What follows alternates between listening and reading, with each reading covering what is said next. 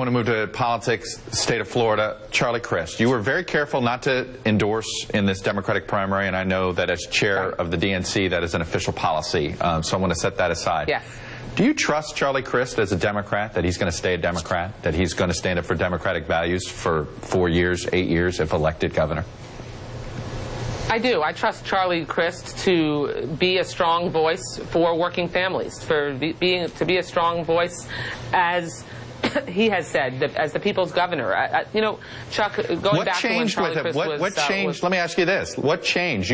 I think you were in the... Correct me if I'm wrong. You've sort of worked, you've worked against him, worked with him. Yeah. Sure, I've worked against him, worked with him. That's actually one of the refreshing things about Charlie Crist, particularly compared to Jeb Bush, when because I was in the legislature under Jeb Bush when he was governor. It was absolutely impossible to work with Jeb Bush as governor. When Charlie Crist became governor, look, I didn't agree with him on everything, but I will tell you that I thought some of the things that he did that were against his own party's interests and that angered his own party. Like, let's not forget, after the 2000 election, Chuck, when we established touchscreen voting machines and Floridians all across the state were really uncomfortable not having a paper receipt so that you could have a recount. That was a very sensitive subject.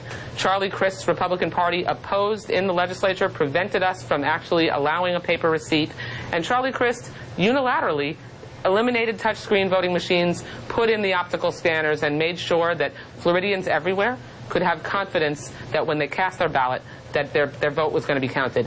Let me tell you, that is a cornerstone of the Democratic Party's principles when it comes to our voter expansion program and ensuring that we get the vote out, that we get folks registered, and that when they cast their ballot, their vote is counted. That's just one example. There's actually quite a few others. He saved 20,000 teachers' jobs. He vetoed an education bill championed by Republicans.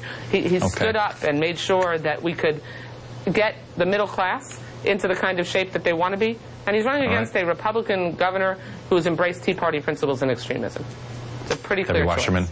Debbie Wasserman-Schultz, Democratic Congresswoman from South Florida, chair of the DNC. Thanks for being on.